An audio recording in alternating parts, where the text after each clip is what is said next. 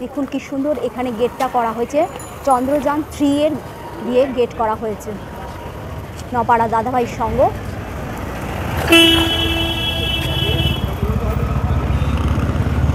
দেখতেই পাচ্ছেন এইখানেই আপনাদের পুজোর সময় এই বাস স্ট্যান্ডেই নামতে হবে। নপাড়ার পোস্ট অফিস এর সামনেই অটো করে এখানে পুলিশ কোয়ার্টারের সামনে এখানে নামিয়ে দেওয়া হবে।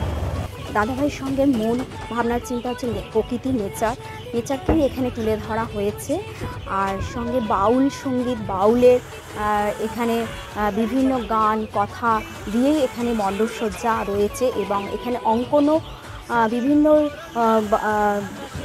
দেশের বা গ্রাম বাংলার পটচিত্র এখানে তুলে ধরা হয়েছে। সব কিছু মিলিয়েই একটা অসাধারণ একটা পরিবেশ গড়ে উঠবে, আপনারা বুঝতেই পাচ্ছেন। তার জন্য আপনারা মিস করবেন না, পুজোটা আসবেন, প্যান্ডেল দর্শন করবেন। মাতৃ প্রতিমাও খুব সুন্দর, সেটাও প্রকৃতির নেচারের ওপরে ভিত্তিকেই সে মা গড়ে উঠেছেন এখানে। আমি এখন টপিং রোড থেকে অটো ঘুরে সোজা চললাম দাদাভাইয়ের মণ্ডপসজ্জার প্রাঙ্গণের দিকে। চলুন বন্ধুরা, কথা না বাড়িয়ে বেশি দেরি না করে আমরা এখন দাদাভাইয়ের সঙ্গে মণ্ডপসজ্জার দর্শন করতে চলি।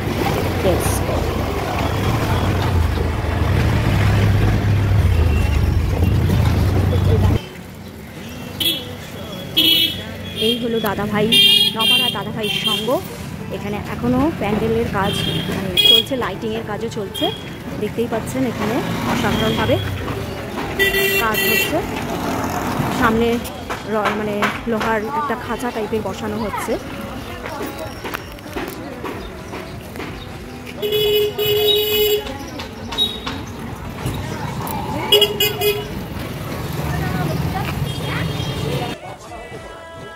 এখানে বাঁশ বাঁধার কাজ চলছে। এটা ঠিক মণ্ডপের সামনের দিকটা হচ্ছে মূল প্রবেশদ্বারের গেট হচ্ছে। এখানে মানুষের মুখের যে চিত্র সেই দিয়েই এখানে করা হচ্ছে গেটটা। একটু তো তাই আভাস পাওয়া যাচ্ছে।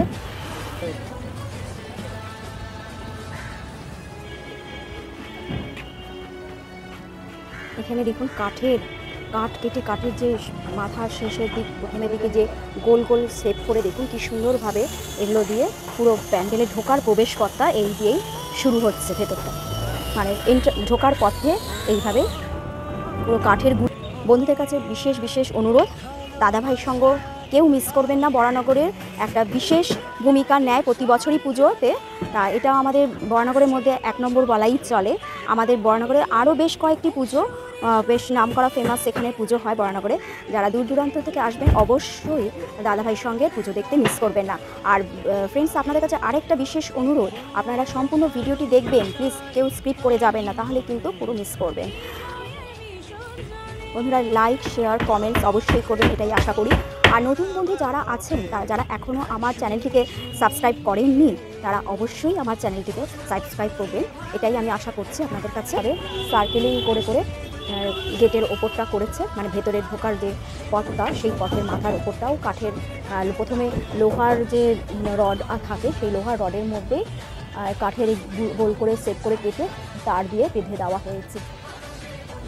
আজকের আকাশটাও খুব স্বচ্ছ পরিষ্কার পরিচ্ছন্ন লাগছে, খুবই ভালো লাগছে আজকের ওয়েদারটা। তার সাথে এখানে আসতে পেরে তো আরোই ভালো লাগছে। নপাড়ার দাদাভাই সঙ্গ আপনাদের কাছে খুবই জনপ্রিয় আমাদের বরানগরে।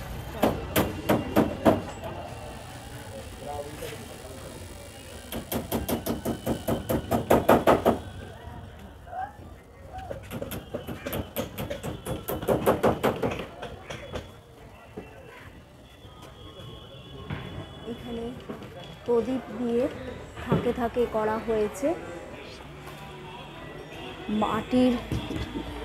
মাটির মন্দির যেরকম হয় বা মাটির সেরকম মাটির প্রলেপ দেওয়া হয়েছে। মাটির প্রলেপের ওপর তার উপরে এখানে ছোট বক্স করে তার উপরে প্রদীপ বসানো হচ্ছে। এখানে প্রদীপগুলো তো লাইটের সাহায্যে প্রদীপ জ্বলবে।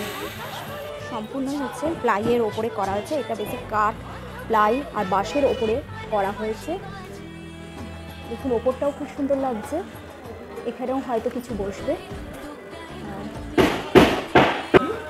দেখুন খুব সুন্দরভাবে এখানে দড়ি দিয়ে বেশ পাটের দড়ি দিয়ে সুন্দর করে এখানে লেখা রয়েছে। লেখাগুলো যখন কালার হয়ে যাবে অবশ্যই বোঝা যাবে গৌরবের বিষয়। ভাই এটা মাটির, দেখুন মাটির হবে এরকমই কিছু একটা দিয়ে লেখা রয়েছে। আর এখানে বাউলের ওপর এখানকার বাউল আর মাটির শিকড় দিয়ে এখানকার থিমটা ভাবনা করা হয়েছে। দেখুন কি সুন্দরভাবে এখানে মাটি দিয়ে, মাটির পুতুল যেরকম বাউলের ইয়ে হয় ফিগার, সেরকম বাউলের এখানে স্ট্যাচুগুলো করা হয়েছে। আর ওপরেও মাটির ওপরে বিভিন্ন নকশা করা হয়েছে, যেরকম মাটির নকশি কাঁথার মাটি বলে একটা ইয়ে আছে, সেই নকশি কাঁথার ওপরে এখানে বিভিন্ন ডিজাইন করা হয়েছে। ওপরের সিলিংটা এই ডিজাইনগুলো দিয়ে সাজানো হবে, খুবই সুন্দর লাগছে, দেখতেই পাচ্ছে।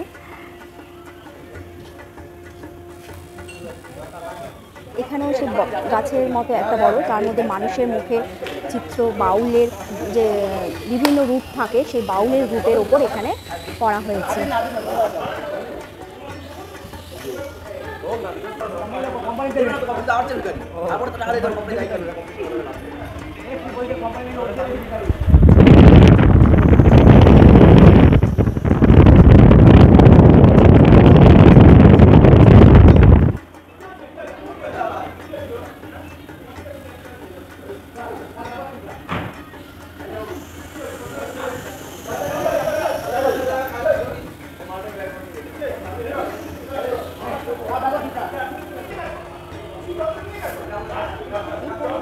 তার মধ্যে সুন্দর সুন্দর ডিজাইন, সাদা ঈদে ডিজাইন করা হয়েছে। দেখুন কি সুন্দর সিরিয়াল বাই স্টেপ বাই এখানে সাজানো হয়েছে। একটাও একটা স্টেজের মতো তৈরি হচ্ছে, মনে হচ্ছে এখানে ঠাকুরের মেন বেদি হবে, এখানেই মা অধিষ্ঠান করবে আমার মনে হচ্ছে। এখানে গাছের শিকড় রয়েছে, গাছ কাটলে যে গাছের যে গুঁড়ি দেখা যায় শিকড়, সেই শিকড়কে ভিত্তি করে এখানে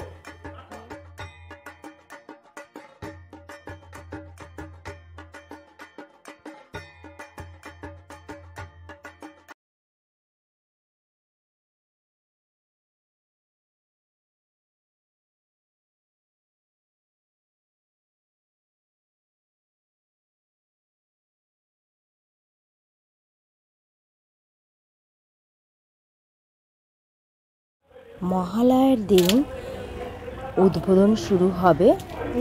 আর এখানে সেই দিন থেকে বাউল সঙ্গীতের লাইভ শো চলবে দশমী পুজো পর্যন্ত। করা হয়েছে, একপাশে রয়েছে লক্ষ্মী সরস্বতী, নিচে রয়েছে কার্তিক, এখনো পুরোপুরি কমপ্লিট হয়নি, তাতেই খুব সুন্দর লাগছে।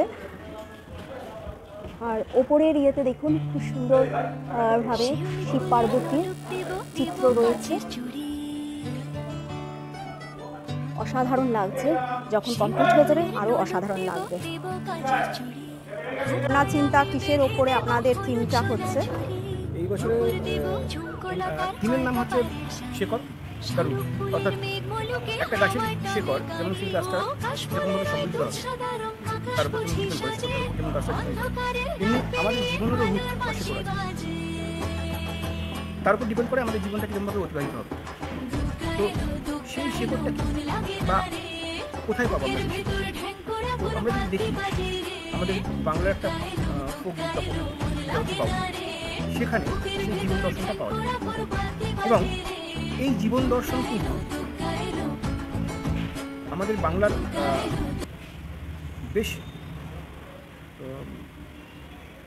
যারা বাউলকে সমৃদ্ধ করেছে, যেমন লালন ফকির আছে, ওপার বাংলায় যেমন আপনার শাহ করিম আছে, এরকম অনেক গুণীজন আছেন, অনেক সাই আছে যারা কিনা এরকমভাবে তাদের গানের মাধ্যমে, তাদের বাউল সঙ্গীতের মাধ্যমে কিন্তু এইগুলো বলে গেছেন, অর্থাৎ এই দর্শনটা ধরে গেছে। তুমি বলবেন শেকড় তার রুট, মানে জীবনের রুট যেটা গাছ, সেরকম শেকড়ের ওপর ভর করে দাঁড়িয়ে থাকে। শেকড় কীরকম মাটি জল পাচ্ছে, তার উপরে গাছের সমৃদ্ধি, গাছের গঠনশৈলী কীরকম ফুল হবে, ফল হবে, সবটাই ডিপেন্ড করে।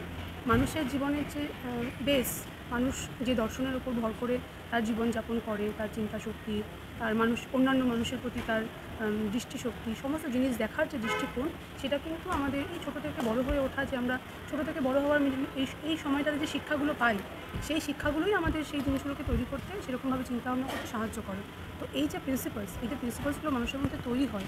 বাউল লোকগীতি আমাদের বাংলার কী বলবো, ঐতিহ্য বলবো, সম্পদ বলবো।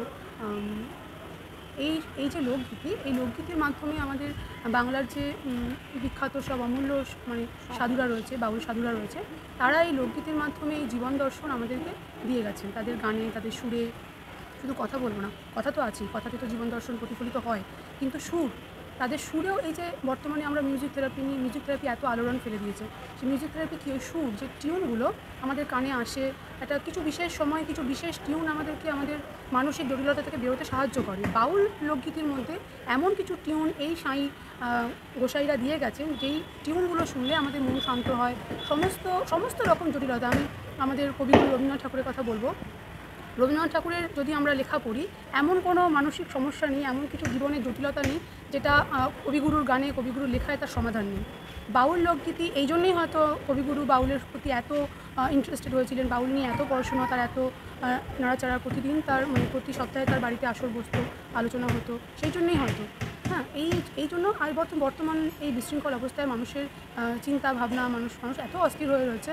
হ্যাঁ, হয়তো সেটা তো এমনি হয় না, কেউ তো আর শুরু থেকেই মানে অসামাজিক হয়ে যায় না। তার জীবনশৈলী তাকে অসামাজিক করে তোলে, তার শিক্ষা, তার পারিপার্শ্বিক আবহ তাকে অসামাজিক করে তোলে। তো বাউল দর্শন, বাউল লোকগীতি আমাদেরকে সেই জায়গাটা থেকে, যে রিপুর জন্যই তো এত কিছু, সেই রিপুকে কন্ট্রোল করতে শেখায়, কী করে জীবনশৈলী, জীবনে বাঁচতে হবে, কী করে চলতে হবে, সেগুলো শেখায়।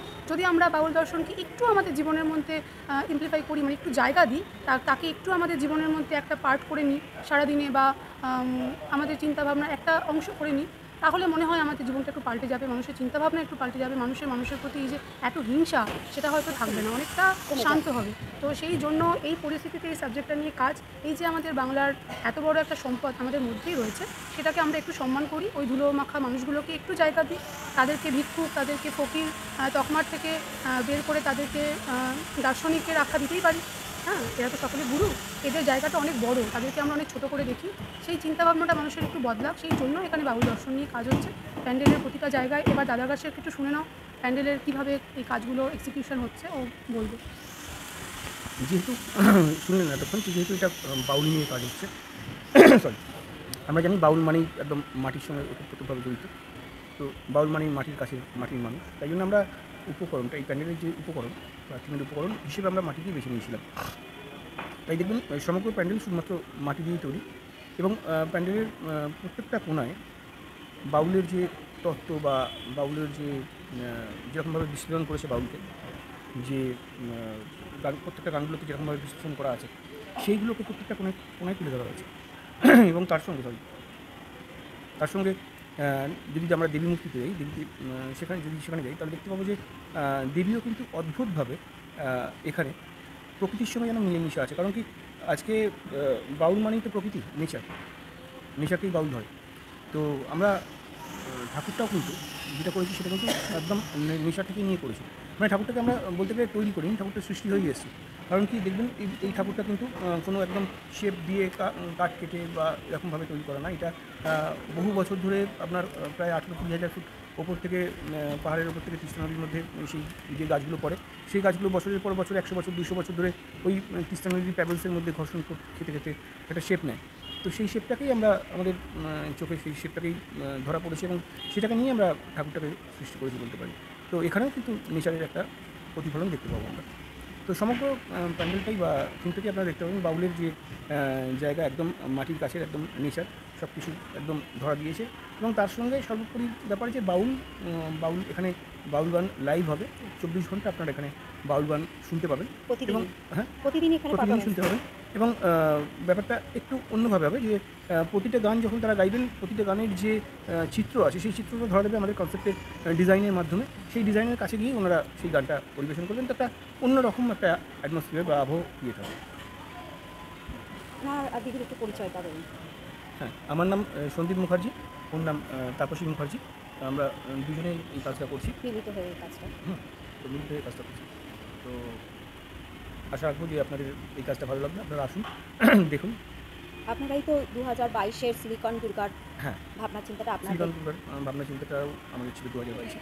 তো আবার 2024-এ আমরা আশা করছি আবার সেই সিলিকন দুর্গার মতনই আপনাদের হ্যাঁ, কারণ কি সিলিকন এই দুর্গাটা বছরও আপনাদের যেন পুজো মণ্ডপটা একদম, কেন কি সিলিকন দুর্গাটা যেমন প্রথম একদম ফার্স্ট টাইম কলকাতায় সিলিকন দুর্গা ছিল, তেমন এই দুর্গাটাও, এই যে দুর্গাটা আমরা করেছি এবছর, এটাও কিন্তু ফার্স্ট টাইম। কারণ কি এরকম একটা অভিনব দুর্গা, যেটা মানে আমরা বলতে গেলে তৈরি করিনি, আমাদের চোখে ধরা দিয়েছে, সেইটাকে আমরা জাস্ট ফাইন্ড আউট করেছি এবং সেইটাকে সেই যে শেপটা প্রকৃতি দিয়েছে সেটাকে আমরা ধরে নিয়ে এসে বসেছি। তো এটাও একটা সম্পূর্ণ একটা অন্যরকম অনুভূতি মানুষকে দিতে চলেছে এবং তার সঙ্গে তো কনসেপ্ট বুঝতেই পারছেন একটা আলাদা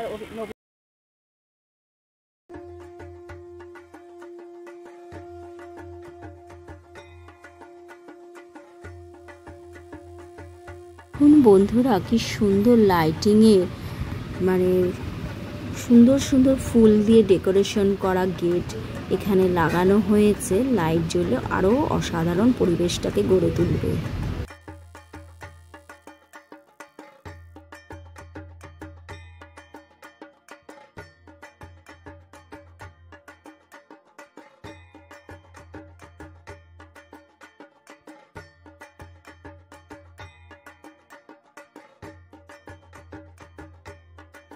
নপাড়া মেট্রো স্টেশনে নেমে এসে 5 মিনিটের হেঁটে পথেও আসতে পারেন। আবার আপনারা মেট্রো স্টেশন থেকে আপনারা অটো মাধ্যমেও আসতে পারেন। আবার টপিং রোডে বিটি রোডের ওখান থেকেও যে মানে ব্যারাকপুরগামী বলুন, দক্ষিণেশ্বরগামী বলুন, সব ইয়ে থেকেই আপনারা বরানগর বিটি রোড থেকে আসতে গেলে আপনারা 34C বাস করে এসেও নপাড়া পুজোর সময় একটু মানে ডিস্টেন্স রেখেই বাস থামানো হবে গাড়ি, কারণ এখন প্রচুর দর্শনার্থী, প্রচুর এখানে লাইটিংয়ের গেট হয়েছে, সেগুলোকে রক্ষা করে তবে মানে বাস সেই রকম জায়গায় প্যাসেঞ্জারদের নামানো হয় তা প্রতি বছরই। তা 2022 সালেও এখানে সিলিকনের দুর্গার খুব ফেমাস হয়েছিল, জানেনই। সেই শিল্পী এখানে এই পুজোতে আবার নতুন চিন্তাধারায় নতুনভাবে আমাদের সামনে উপস্থাপন করবেন মণ্ডপসজ্জা। আর আমার তো ভীষণই ভালো লাগলো, আশা করছি আপনাদেরও খুব ভালো লাগবে। তা অবশ্যই আসবেন। আজকের মতো ভিডিওটি এখানেই আমি শেষ করছি। Tata, bye bye.